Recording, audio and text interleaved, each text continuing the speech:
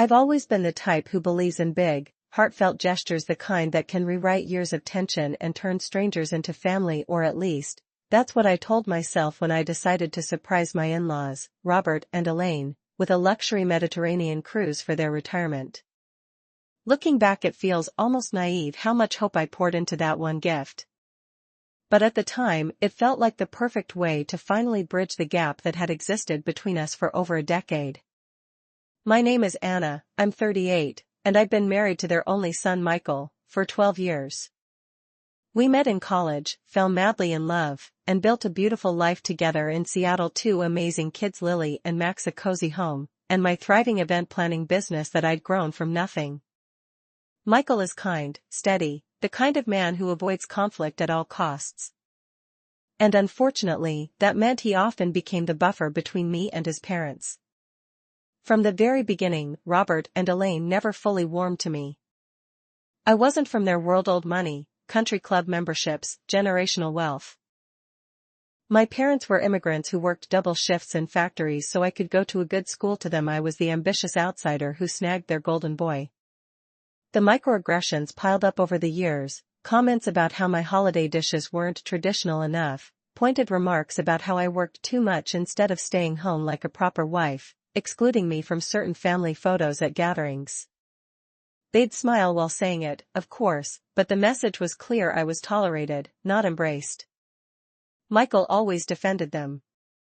They're from a different generation, he'd say. They'll come around once the grandkids arrived. And when Lily and Max were born, things did soften a little.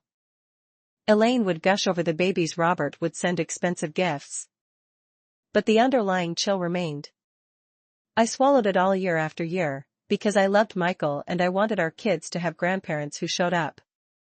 Then last year, Robert retired from his high-powered executive job. At a family dinner, Elaine dropped hints about how they'd always dreamed of a proper retirement celebration, something grand like a cruise through the Mediterranean.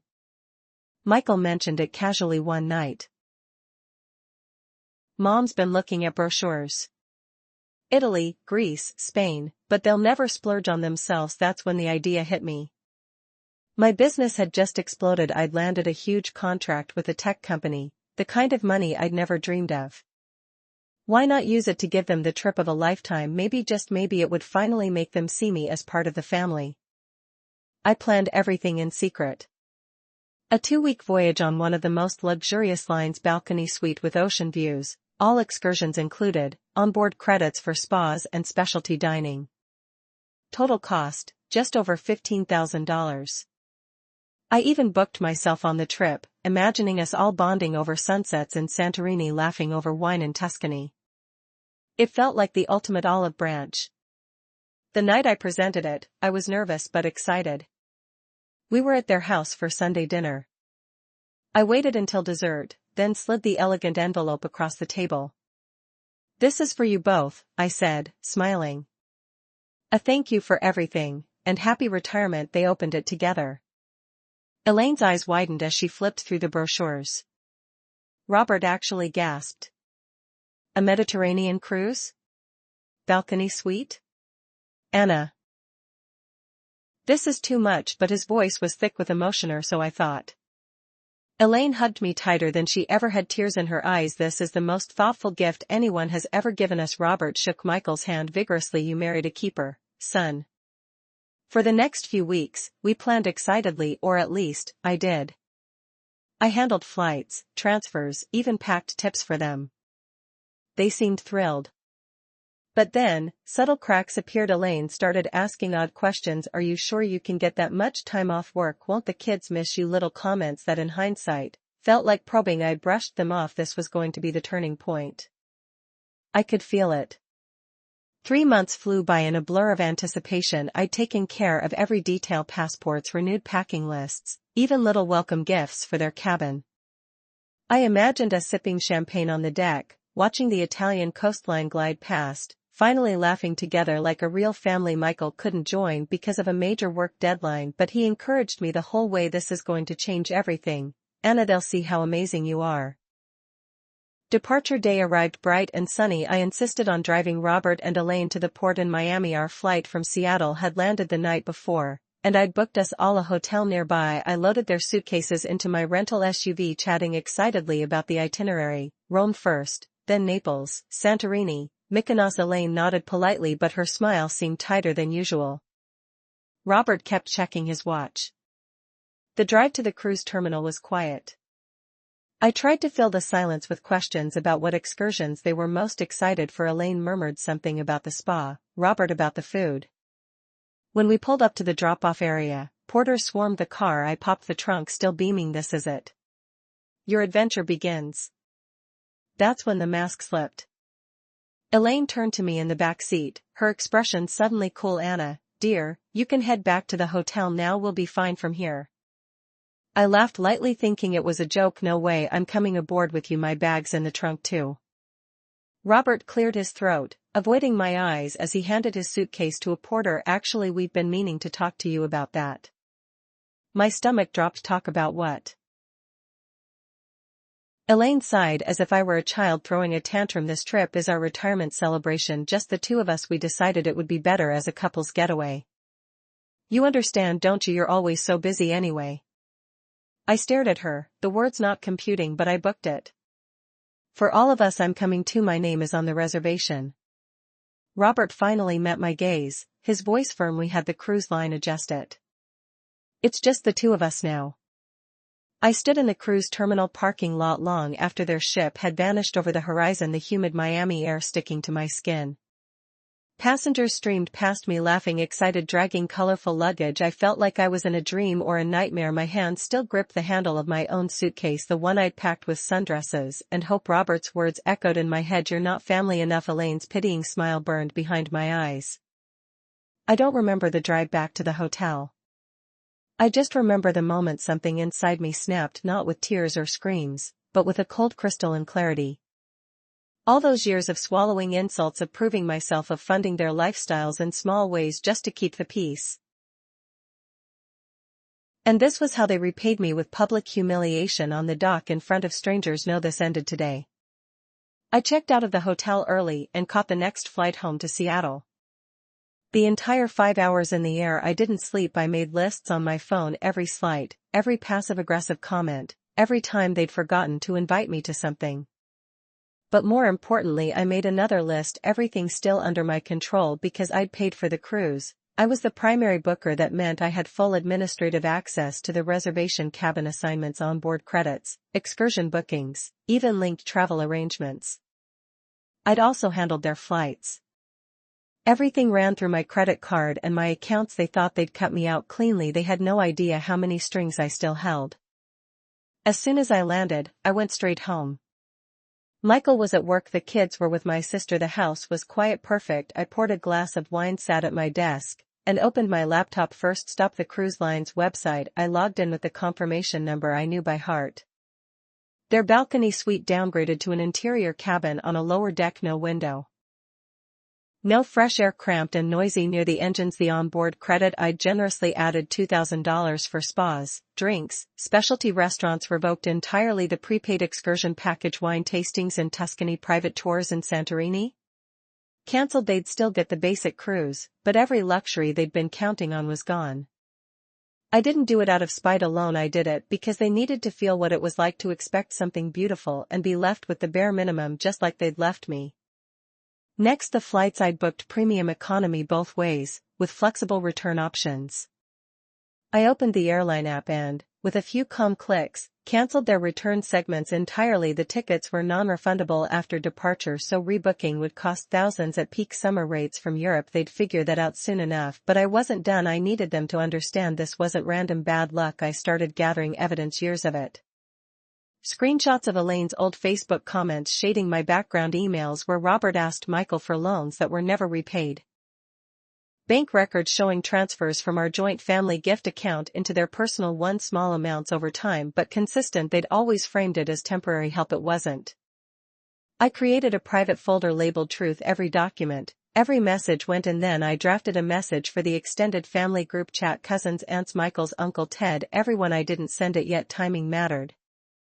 That night Michael came home and found me at the computer. He took one look at my face and knew something had shifted. Anna, what did you do? I told him everything. He went pale, then angry, not at me, but at them. They humiliated you in public. After everything you've done. He hugged me hard. Do what you need to do, I'm with you. For the first time in years I felt truly seen by him. The first few days of their cruise I tracked everything like a hawk. The cruise line app let primary bookers see real-time updates, port arrivals, onboard spending, even which restaurants guests visited. I watched as Robert and Elaine checked in at embarkation, blissfully unaware. Their profile still showed the original balcony suite. They posted a selfie on Facebook from the deck. Champagne flutes raised, turquoise sea behind them, caption living the dream, thank you to our generous family, no tag for me of course. Then on day 2 the changes hit. I imagined the scene, a steward leading them down a narrow hallway to a tiny interior cabin, 2 twin beds pushed together, no window, the hum of engines constant, Elaine's face falling as she realized there was no balcony for morning coffee, Robert demanding to speak to a manager only to be told politely that the booking had been adjusted by the primary account holder, me. The onboard credit revocation was the real kicker. They tried to book a couple's massage, declined, specialty dining reservation declined, even a simple cocktail at the bar came with a bill. I pictured them arguing at guest services, voices rising, faces reddening as the staff shrugged. The credits were removed by the booker, no extras, no pampering, just the basic package they'd have never accepted if they'd paid themselves. By day 4 the messages started trickling in, first a polite email from Elaine, there seems to be a mix-up with our cabin and credits, could you call the cruise line and sort it, we're sure it's just a glitch. I didn't reply, let them stew. Day 6 they docked in Santorini, postcard, perfect white cliffs and blue domes. I knew they'd planned a private wine tour, instead they were stuck with the overcrowded group excursion if they could even afford the upcharge. Robert sent a frustrated text, this isn't what we paid for, fix it. Anna paid for the irony, almost made me laugh. I posted nothing yet, I wanted them isolated, feeling the squeeze. Michael checked in daily, torn but supportive. They're calling me now, asking why you're ignoring them. I showed him the app screenshots, their failed charges piling up. He shook his head, they did this to themselves. Then came Athens, the final port. They were scheduled to fly home first class the next morning. I refreshed the airline app obsessively at 8 p.m. ship time. The panic hit, Elaine's voicemail, voice tight, background noise of a crowded lounge. Anna, the return flights are gone, cancelled. We're at the airport in Athens with no way home. Please call the airline, this has to be a mistake. It wasn't, rebooking fees were astronomical, summer peak, one way from Europe, they'd need to pay thousands out of pocket. Dipping into savings they guarded like dragons. Robert's email arrived next, all caps, this is unacceptable, we are stranded. Fix it immediately or there will be consequences. I forwarded it to Michael. He replied to them, for the first time you told my wife she wasn't family enough. Now you're on your own. That's when I sent the family group chat message, carefully worded with receipts, photos of the original booking confirmation, my name, prominent screenshots of the dock conversation. I'd recorded it discreetly on my phone, and a simple note wishing Robert and Elaine a safe trip home. Grateful I could contribute to their retirement dream. The chat erupted. Cousins horrified. Uncle Ted, they did what? Aunts demanding explanations. No one defended them. Elaine's next call was tearful, desperate, we're scared, Anna. The hotels here are expensive, we don't have enough cash. I let it go to voicemail. They were truly stranded, luxury turned to survival, and I felt not 1 ounce of guilt. 2 weeks after the ship sailed, Robert and Elaine finally limped back to Seattle. I knew the exact moment their plane touched down because Michael got the frantic text from his mother, we're home, please come get us. We're exhausted, he showed me the message, eyebrows raised, they expect me to pick them up after everything. I shook my head, your choice, but I'm not going anywhere near that airport. In the end, Michael went alone, partly out of lingering guilt, mostly to see the fallout with his own eyes. He told me later it was almost pitiful. They emerged from customs looking nothing like the polished couple who'd boarded the cruise. Elaine's hair was frizzy and unwashed, her designer suitcase scuffed and taped together. Robert shuffled behind her, face gaunt, clutching a cheap duty-free bag stuffed with souvenirs they couldn't afford to leave behind. No first-class glow, no tanned retirement bliss, just 2 elderly people who looked like they'd survived a budget backpacking disaster. Michael said the car ride was silent at first, then Elaine burst into tears. It was awful, Michael. The cabin was tiny, no window, the food was terrible. We ran out of money halfway through. We had to eat at the buffet every night like common tourists. Robert muttered about sabotage and legal action, but his voice cracked. When Michael calmly replied, "You told Anna she wasn't family enough to join. Did you really think there'd be no consequences?" They went quiet. Back at our house, I'd prepared dinner for the kids and myself, nothing special, just normal family life. Michael texted that they wanted to come over to talk. I agreed, curious to see how far the humility went. They arrived an hour later, looking even smaller. On our doorstep, Elaine hugged me stiffly, eyes red. "Anna, we're so sorry, we were thoughtless, ungrateful. Please, can we put this behind us?" Robert mumbled something about miscommunication and high emotions. They sat at our kitchen table, the same one where I'd presented the cruise envelope months earlier, and tried to explain they'd always seen the trip as there's a reward for decades of hard work. My joining felt like an intrusion. They thought I'd understand because I was independent. I let them talk, then I laid it all out calmly: the downgraded cabin, the cancelled credits, the flights. Their faces drained of color. Elaine whispered, "That was you." Robert looked like he might be sick. I showed them the family group chat on my phone, dozens of messages condemning their behavior, cousins unfriending them on social media, Uncle Ted threatening to review the family trust they'd always counted on. Their reputation, carefully curated over decades, was in tatters. Elaine reached for my hand. "We'll pay you back. Every cent. Just help us fix this with the family." I pulled my hand away. "No, you don't get to buy your way out of this one. You taught me exactly how much I'm worth to you. Now live with it." Michael backed me completely for the first time. He told them, "You've hurt Anna for the last time. Until you genuinely change, you're not welcome here." They left, defeated, tails between their legs. No more invitations to holidays, no grandparent sleepovers. The extended family closed ranks around us. Cousins reached out, apologizing for not speaking up sooner. Business contacts who knew Robert quietly distanced themselves. The best part, one felt free, lighter than I had in years. In the months that followed, life didn't just go back to normal, it got better, much better, without the constant weight of Robert and Elaine's judgment. Our home felt lighter, warmer. Michael and I talked more openly than we had in years. He admitted he'd spent too long trying to keep the peace, ignoring how their behavior hurt me. "I should have stood up sooner," he said one night, holding me on the couch. "You deserved that. We started therapy together not because we were broken, but to build something stronger." The kids noticed too. Lily asked why Grandma and Grandpa weren't coming over anymore, and we explained, age-appropriately, that some people need time to learn how to treat others kindly. My business absolutely soared. Word of the cruise incident spread quietly through our social circles. Event planners talk. After all, clients loved the story of a woman who refused to be walked over. Bookings doubled. I landed corporate contracts I'd only dreamed of, and for the first time I hired a small team. I wasn't just surviving anymore, I was thriving on my own terms. Robert and Elaine, meanwhile, faced the full consequences of their choices. The extended family never fully forgave them. Holiday invitations dried up. Uncle Ted, who controlled the old family trust, quietly revised it after seeing the evidence I'd shared, removing certain discretionary benefits they'd counted on. Their social circle shrank. The country club friends who once fawned over them now kept distance, embarrassed by association. They sold some investments to cover the unexpected cruise expenses and never mentioned suing again. Occasionally messages would trickle in. Elaine's birthday card arrived with a stiff apology note. "We miss the children." I showed it to Michael. We discussed it, then sent a simple reply: "When you're ready to treat Anna with the respect she deserves, we'll talk." Nothing since. The real healing came in small moments. A family vacation we took, just the four of us, to the Caribbean. No drama, no snide comments, just laughter and sunsets. Lily learning to snorkel, Max building sandcastles, Michael and I holding hands like newlyweds. I posted photos freely, no longer worried about approval. Comments poured in from friends and even distant cousins. "You all look so happy." We were. One evening, about a year later, I sat on our deck watching the kids play in the yard. Michael brought me a glass of wine and sat beside me. "You know," he said, "that cruise was the best money we ever spent." I laughed. "How do you figure?" "Because it bought us this freedom." Honesty us. He was right. That $15,000 didn't go to waste, it purchased clarity. I learned that family isn't just blood or marriage, it's choosing respect, kindness and loyalty every day.